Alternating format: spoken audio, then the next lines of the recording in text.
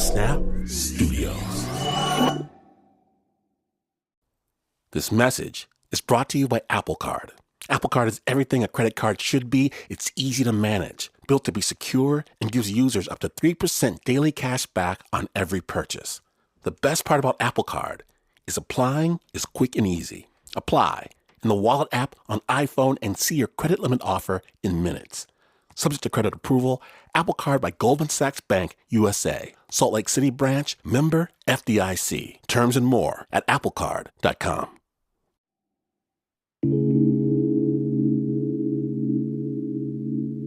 One of the things that surprised me about doing this show and the generosity of people in impossible situations who let us into their lives is learning that there is laughter on death row, laughter on the front lines, laughter holding a friend's hand in hospice, laughter. And I've always felt that this laughter, this joy, it feels like an assertion, declaring that whatever you take from me, you can even take my life, but you can't take this. This you can't have. What is this? This humanity, this defiance, this spirit, this hope. This is mine. Well, today, from KQED's Snap Judgment Studios, we proudly present a story about this. We're calling it A Recipe for Survival. My name is Glenn Washington. May you, too, always have this when you're listening to Snap Judgment.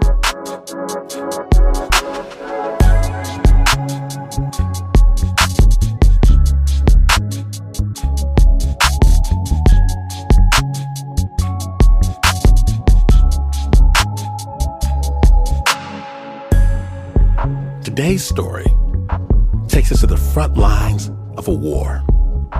In fact, the deadliest war for journalists in modern history. Since October 7th, 2023, nearly 150 journalists have been killed in the most recent Gaza-Israel conflict. Still, journalists on the ground continue to work in extreme and sometimes fatal circumstances. And sensitive listeners, please note, this is a real story that takes place in a war zone. And as such, it contains scenes of violence, death, and destruction. But before that, before the most recent iteration of hostilities began, there were two newlywed journalists in Gaza. They had a new apartment with a rooftop garden close to the sea, and they had just welcomed a brand new baby girl into the family. And these lovebirds, Shrouq and Roshdi, decided to take a vacation. Snap Judgment.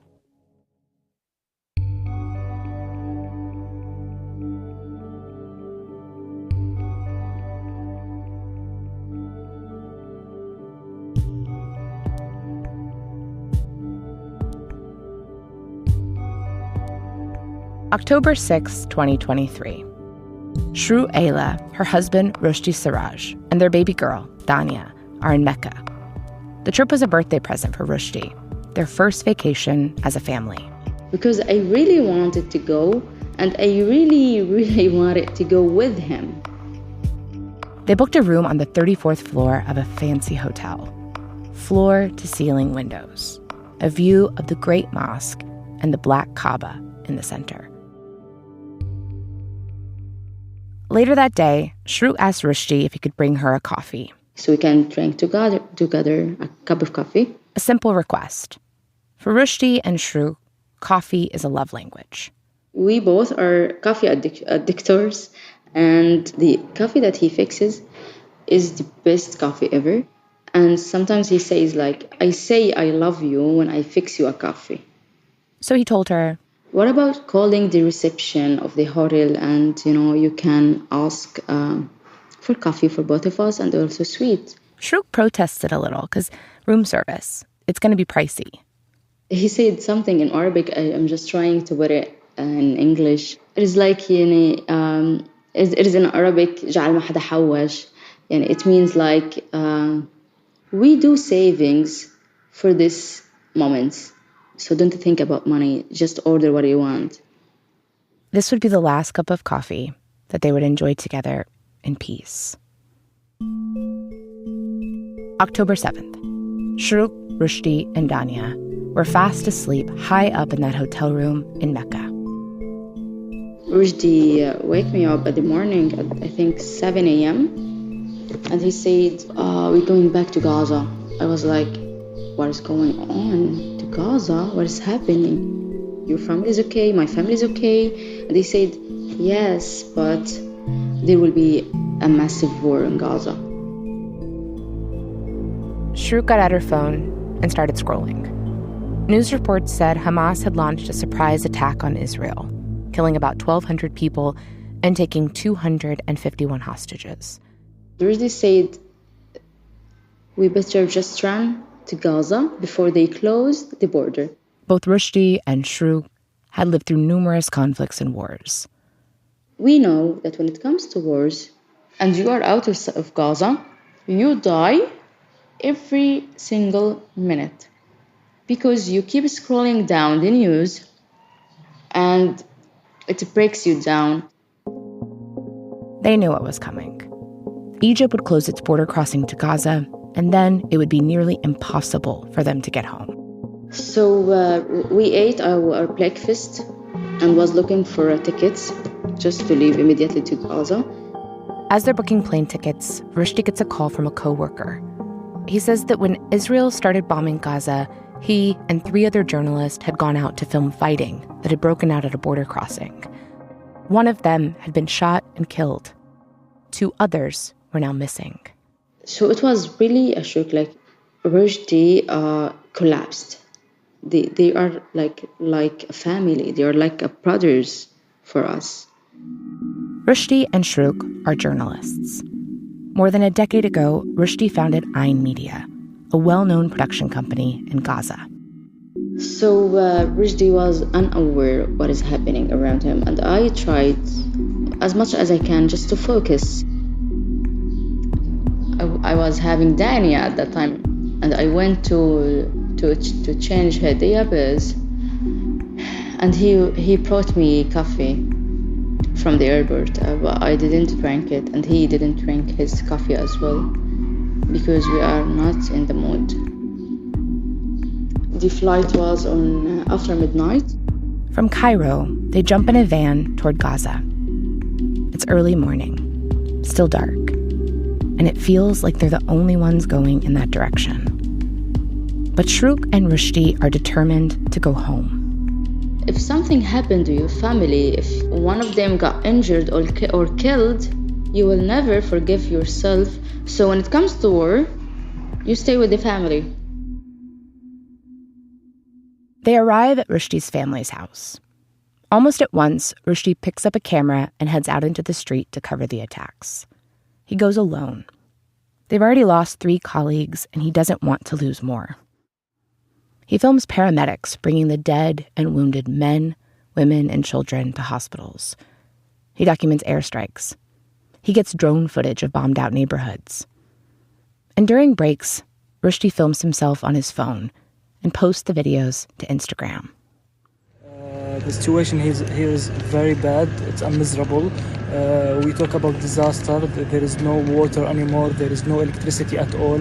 Even the network and internet was down.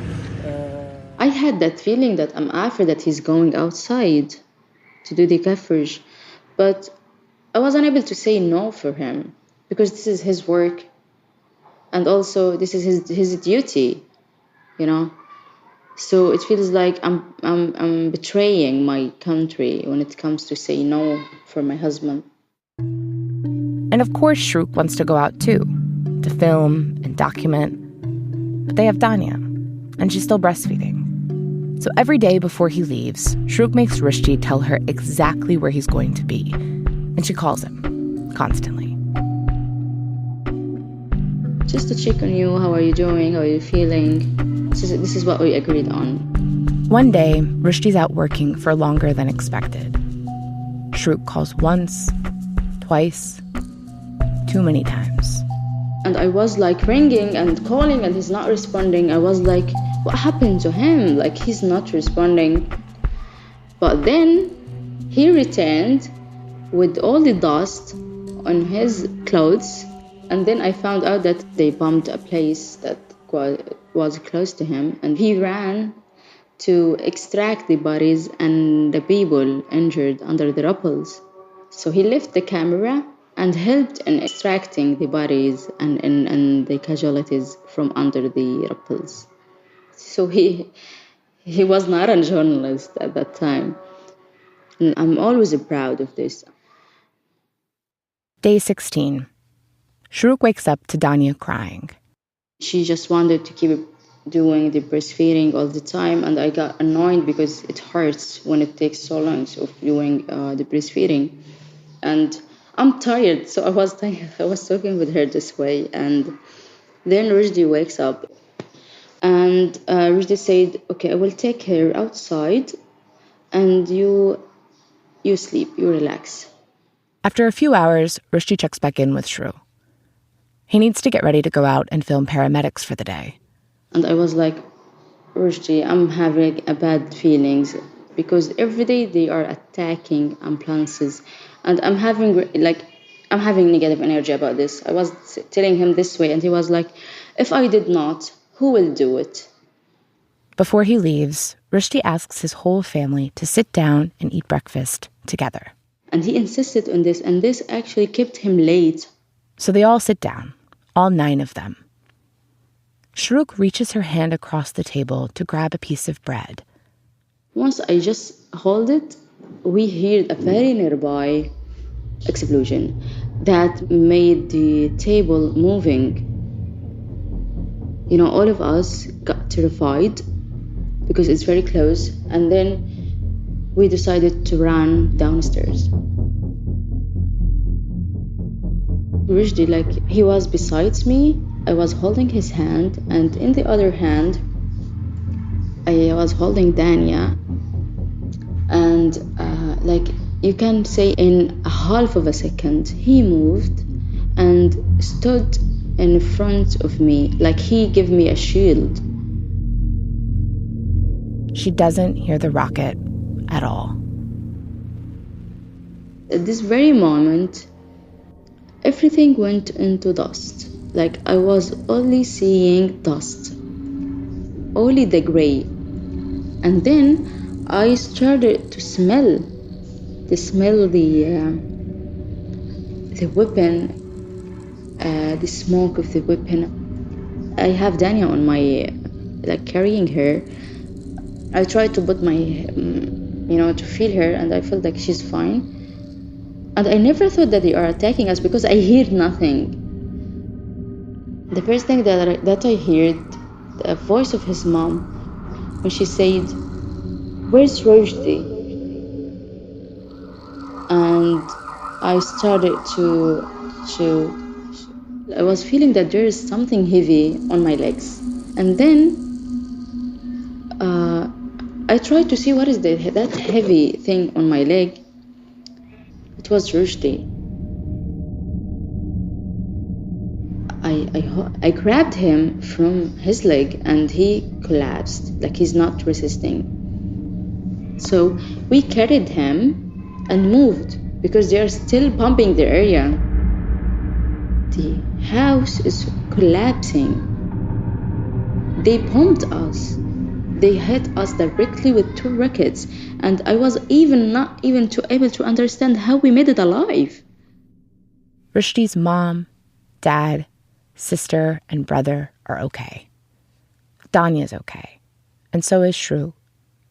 But Shrouk can see that Roshdi's severely injured. His skull is broken.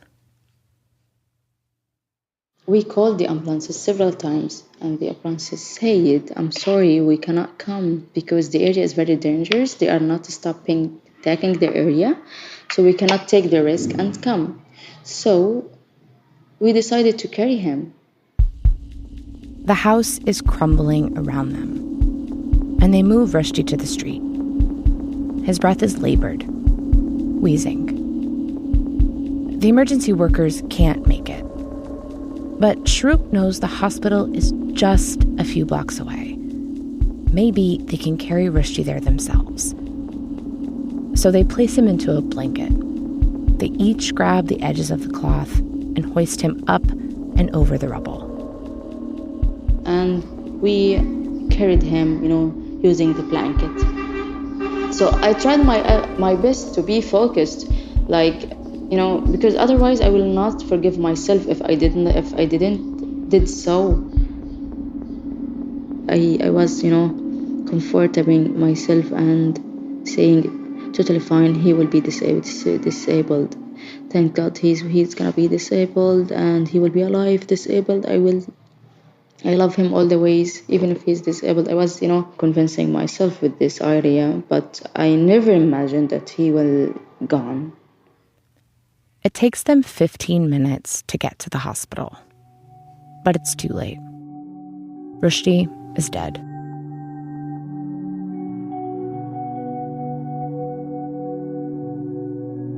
The same day, Shrouk goes back to the house that's just been bombed. She manages to dig through the debris and find a bag. It's actually her daughter's diaper bag. In it are some clothes, diapers, of course, some gold, cash, her laptop, their passports. She and Roshdi had wanted to go abroad, to study for PhDs in Europe, maybe, to grow the media company. In an instant, Shrouk's life has shrunk down to a size she doesn't recognize. She's a widow. Her daughter is fatherless.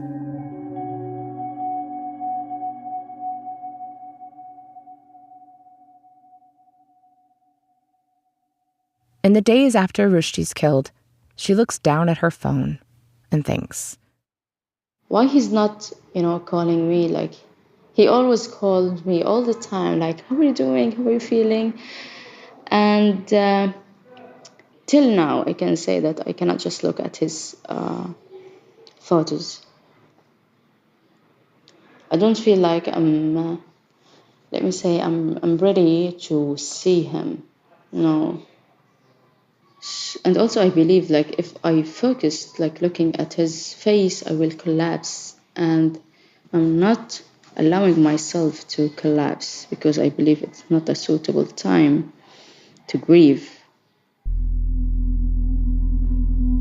Day 30.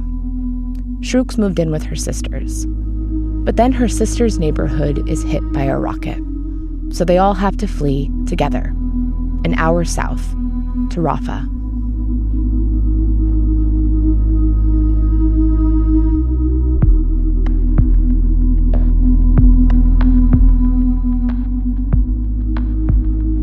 Without her husband, without a home, where will Shrouk go?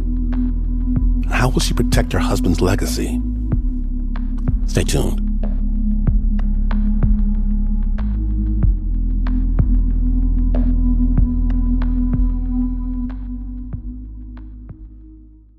Snap Judgment is brought to you by Progressive Insurance. Do you ever think about switching insurance companies to see if you could save some cash? Progressive makes it easy to see if you could save when you bundle your home and auto policies. Try it at Progressive.com. Progressive Casualty Insurance Company and affiliates. Potential savings will vary, not available in all states.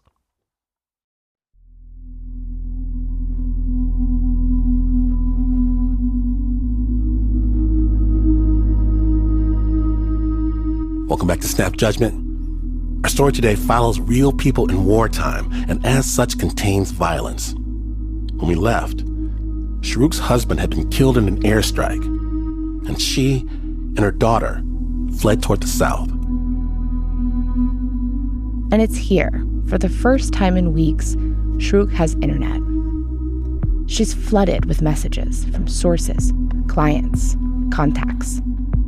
They write how sorry they are about Roshdi. His death has been all over the news, and their messages mourn the apparent end of Ayn Media. In a span of around 2 weeks, 2 of their journalists have been killed. They've lost their founder.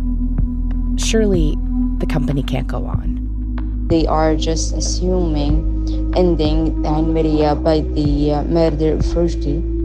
Shrouq's upset. She writes their clients back. We're still here. Because if we did not, who's going to document and record this history? And, it's a duty. Even if we are not doing anything for clients, for business, we have to document it for ourselves because it is a history.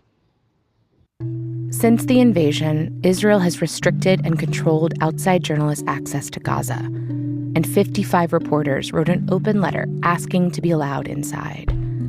So the work that Ein Media is doing in Gaza has never been more important.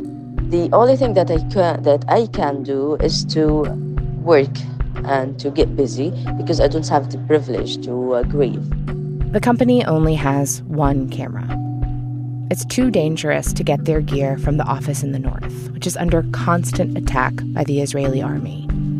So they rent gear and start filming. Shrouk teaches herself to operate a camera. Sometimes she goes out with another producer. Stories that we're trying to cover is the displacement camp, basically, and how every tent has a story inside.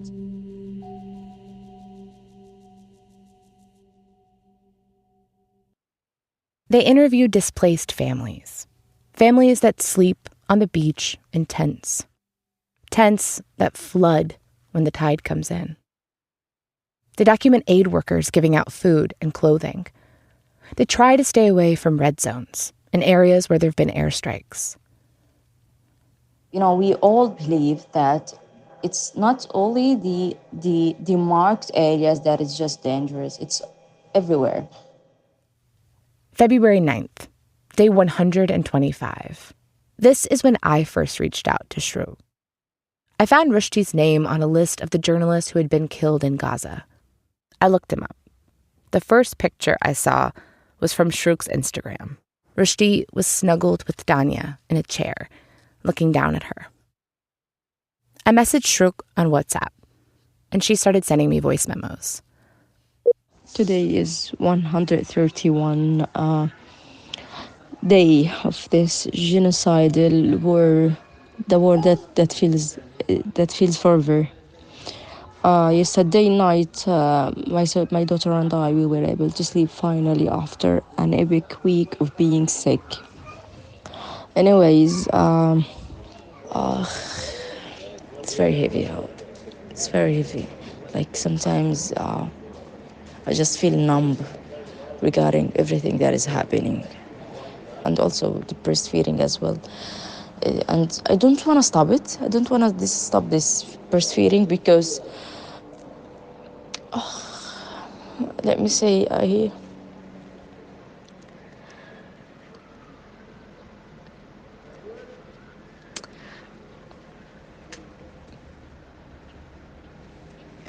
I'm sorry for this.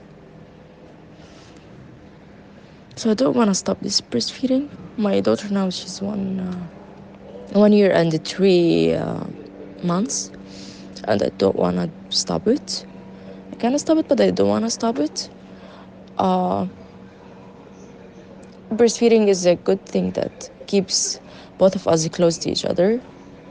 And also when it comes to breastfeeding, for me as Shrouk, I don't know if I ever later will feel this feeling once again. Which I mean after Roshdi.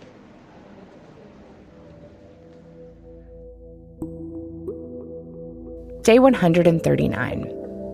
Danya's 15 months old. Shrouk's living in a small house in Rafah with her family, her sisters and brothers, and their families too. I sleep in one room along with 12 children and 6 adults. And those, all of them are my relatives. All of them are women. And what I did today, that I finally got shower after almost 8 days. Thanks God, I was able to take a shower.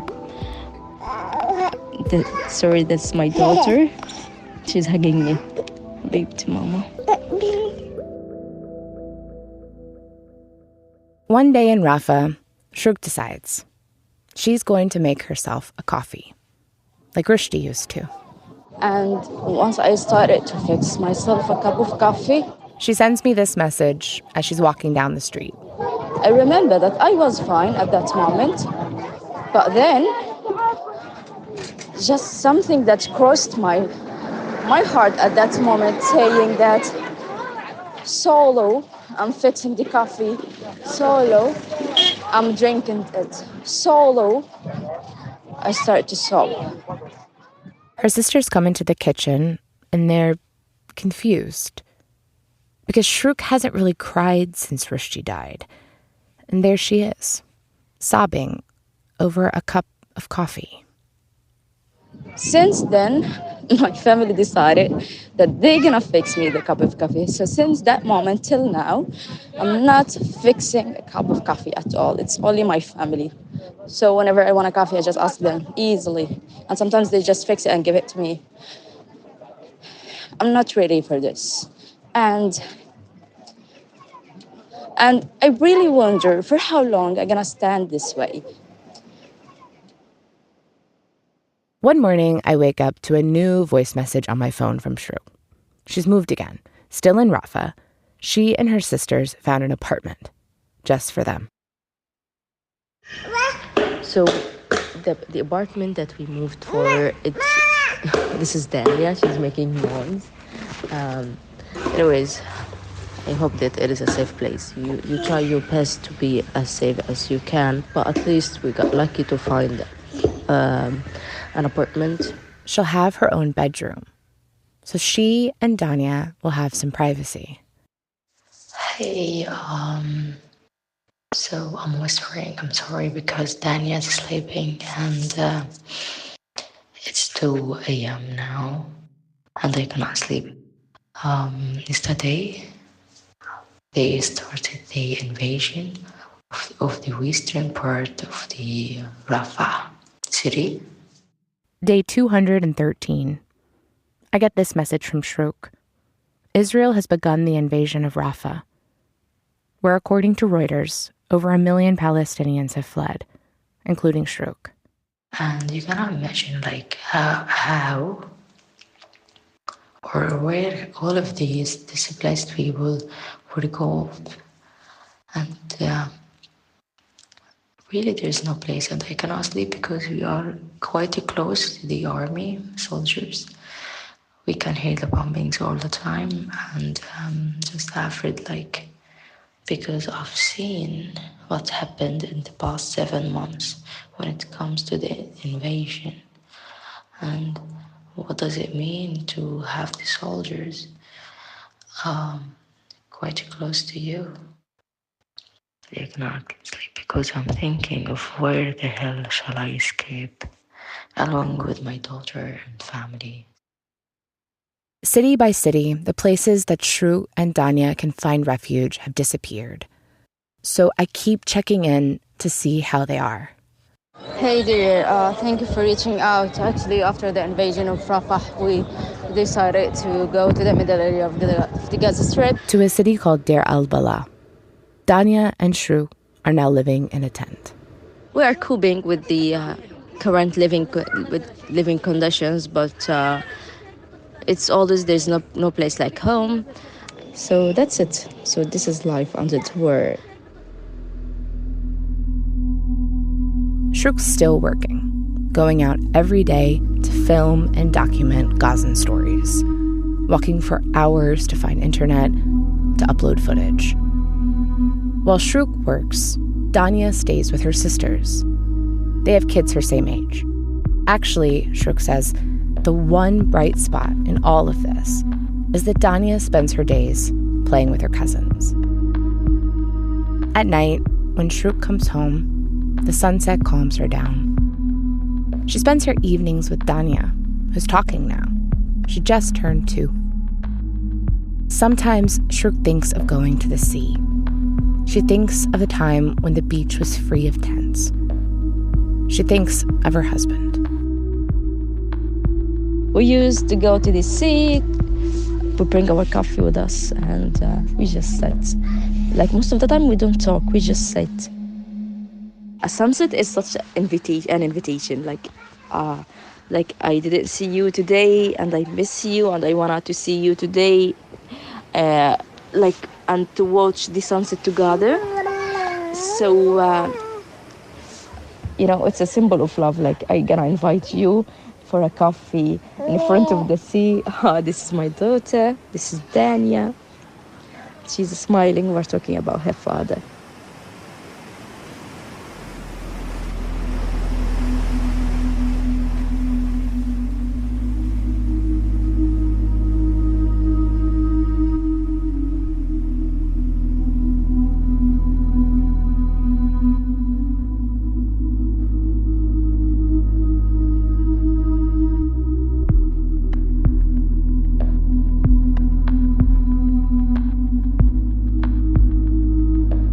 Roshdi was the 23rd journalist killed in this war. In November, Shrouk was honored in New York by the Committee to Protect Journalists with the 2024 International Press Freedom Award. Shrouk is still living and reporting in Deir al-Balah. Her daughter, Danya, is now 2. Since the ceasefire was reached, Shrouk thinks about returning home to Gaza City, but has no physical home to return to. The original score for this story was by Renzo Gorrio.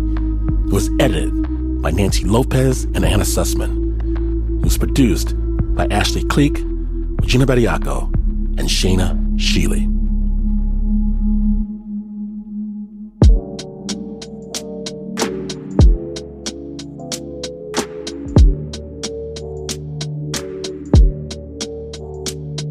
Now, after the break, we're going to hear from a kid who's been cooking her way through the war.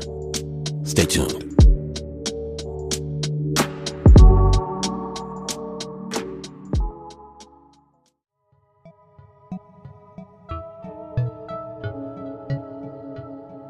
Welcome back to Snap Judgment, the Recipe for Survival episode. My name is Glenn Washington, and Snap producer Shaina Shealy was home in D.C. doom scrolling on her phone when a video popped up on her Instagram feed from Gaza. And this video was so different from the videos she was used to seeing from the region that she just couldn't stop watching.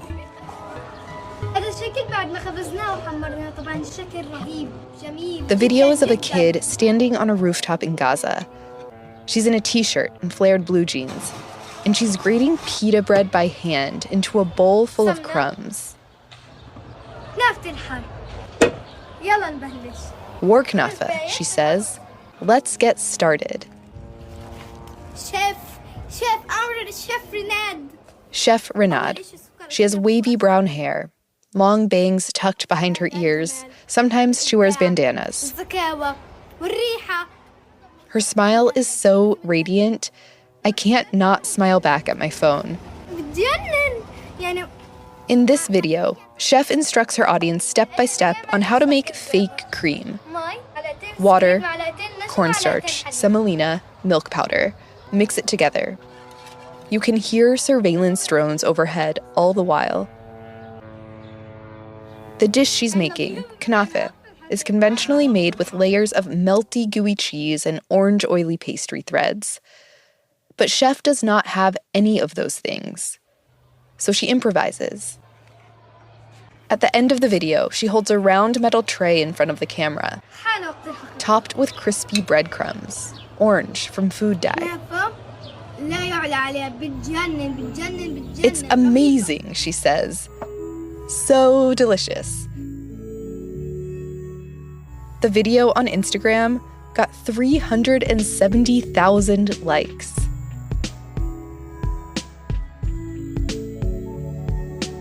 Chef Renad's videos were so different from the ones I was used to seeing from Gaza. Her content wasn't about death and destruction. It was about the sweetness of life. I needed to talk to this chef, but I knew it would be tough. For one, Chef Renad is in high demand, and it was days after the January ceasefire announcement. Her family was hosting dozens of displaced people in their apartment. Why would she talk to me? So I actually reached out to Shrouk, the award-winning war journalist from our last story, for advice. And Shrouk was like, oh yeah, I love Chef Renad. Within minutes, I got this message from the chef's older sister. By accident, I was calling Shrouk and she told me about this. We love her so much. Renad loves Shrouk so much. And she told me about that she will record the interview.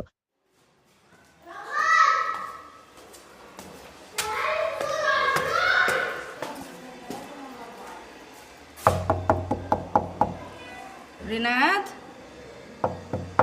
And now, Shrouk is at the chef's apartment with Renad and her sister and a translator. Hello. Yeah. I'm on speakerphone from my house in D.C. Hi, I'm Renad. Hi, Renad. What an honor. Guys, we are having Renad and we are having Nurhan at the same time. I'm so lucky to have both of them around me. And each time I'm looking at Renad, I feel hungry. I don't know why. Maybe because she's a chef. Soon, Chef Renad is serving Shrouk cheesecake. Wow. And then coffee. Remember when coffee was banned and now we have coffee? Yes.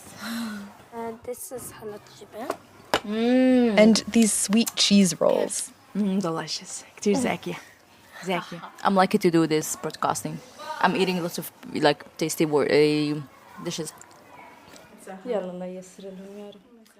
Eventually, Shrouk and Chef Renad sit down together. أنا اسمي ريناد وعمري 10 سنين. الشهر الجاي رح أكون 11. Okay, my name is Renad. I'm from Dar el Balah. I'm 10 years old. The next month I will be 11. And what do you want people to know about you? أنا كتير بحب الحياة. That I love life a lot and I missed my school, my friends and Gaza as before the war.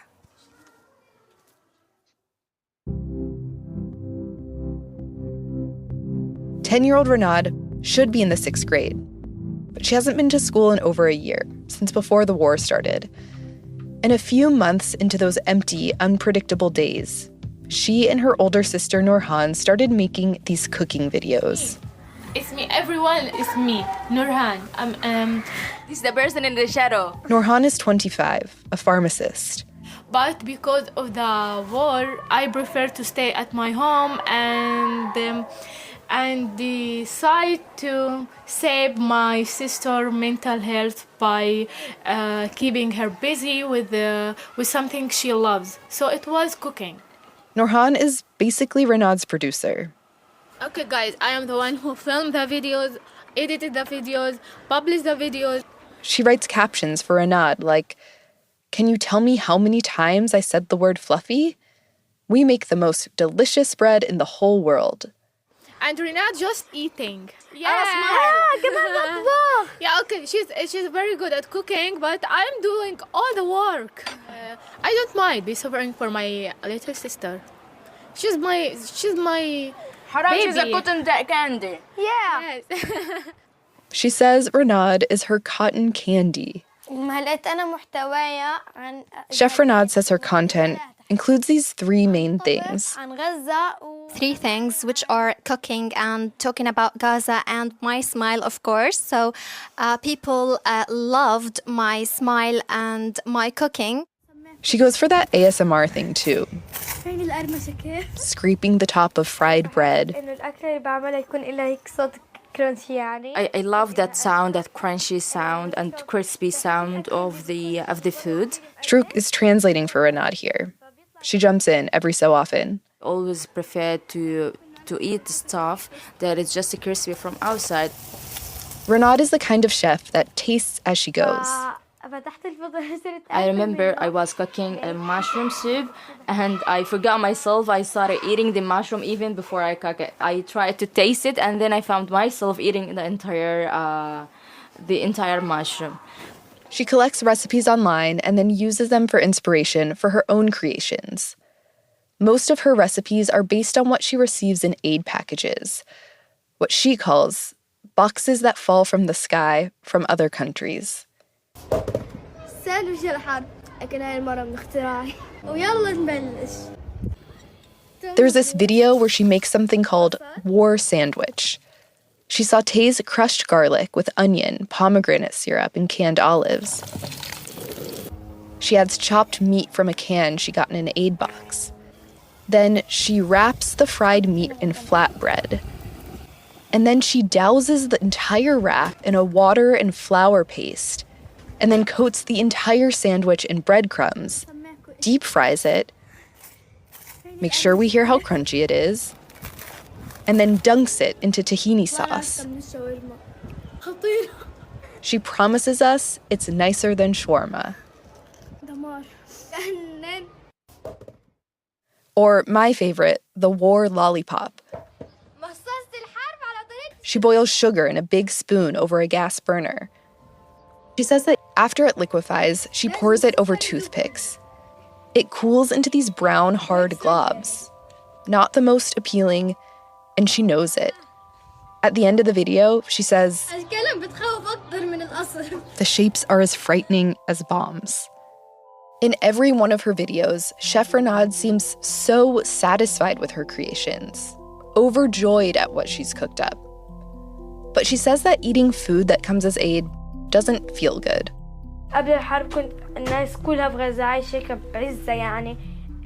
She tells us there was this one time she really missed eating cheese.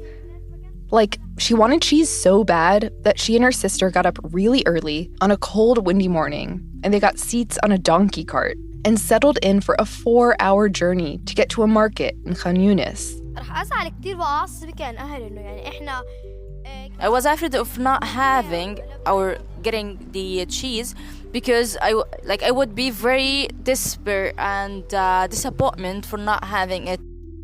She said the trip was miserable. The donkey was really tired over walking in broken streets and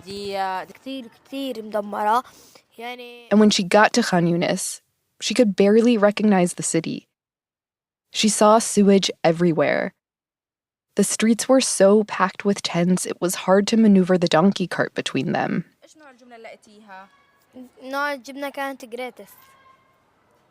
The cheese she was looking for, it's a special kind of cheddar called greatest.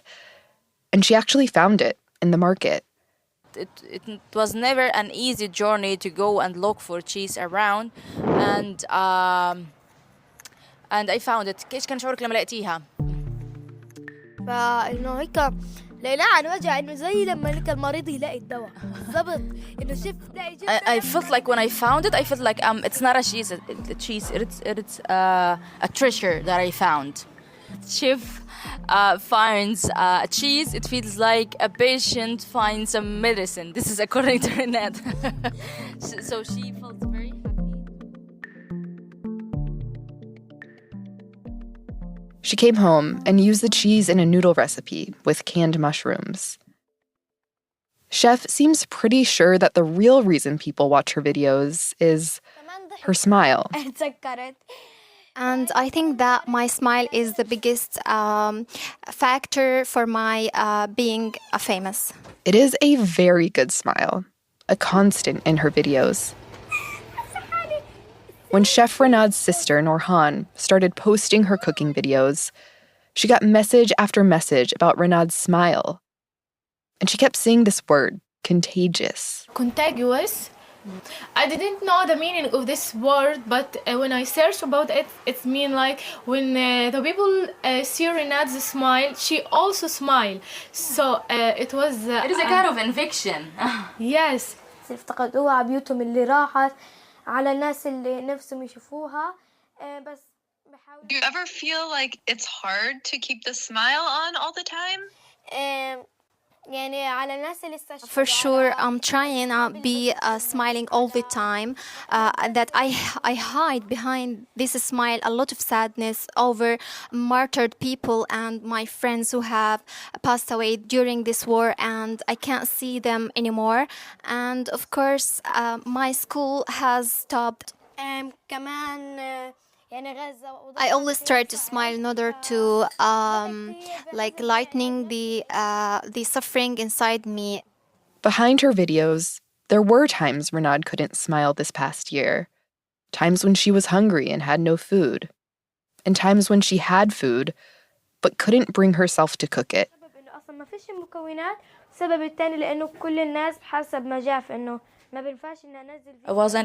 I felt shy to share anything about food at a time that my people are starving. The only thing that gets her posting again is when one of her experiments works. Like when she managed to get fluffy pancakes without eggs or milk.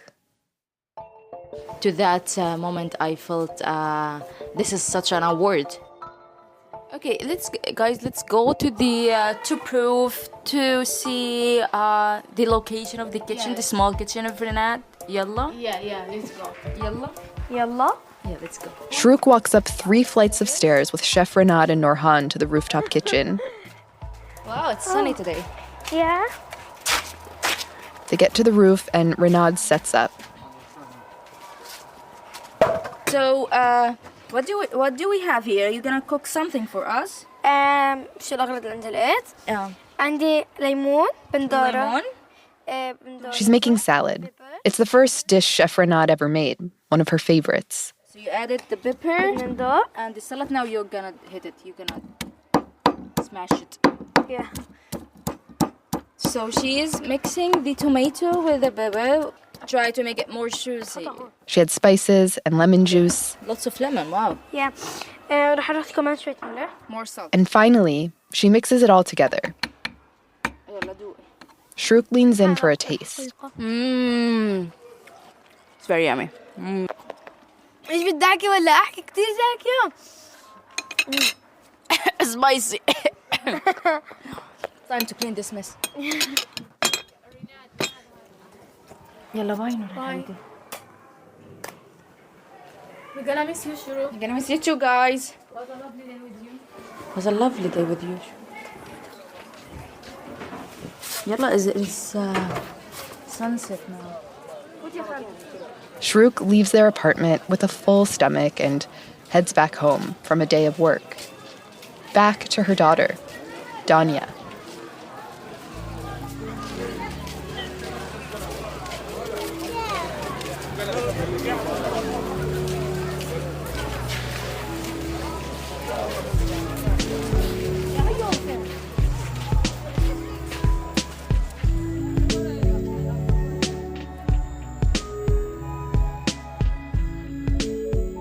Find Chef Renad at Renad from Gaza on YouTube, Instagram, or wherever you get your social media. Many thanks to Chef Renad and her sister Norhan Atala and Ansam Ismail Kalub, who helped with this translation. Shrouk recorded the audio in Gaza. Another special thanks to the Committee to Protect Journalists for sharing their extensive reporting from the Gaza Strip. This story was edited by Nancy López. It was produced by Shaina Shealy.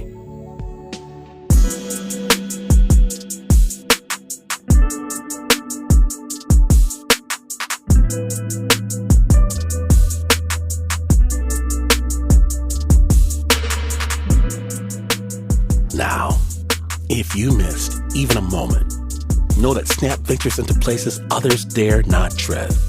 The Snap Judgment Podcast awaits your ears each and every week, and Snap recently released the brand new podcast series, Fire Escape, where every fire brings Amika Moda closer to reclaiming the world she lost. Fire Escape is available wherever you get your podcasts. Snap is on the Instagrammer. KQD in San Francisco is where we hide our secrets. Snap is brought to you by the team that always has just one more question, except, of course, for the Uber producer, Mr. Mark Ristich. Your Honor, no further questions.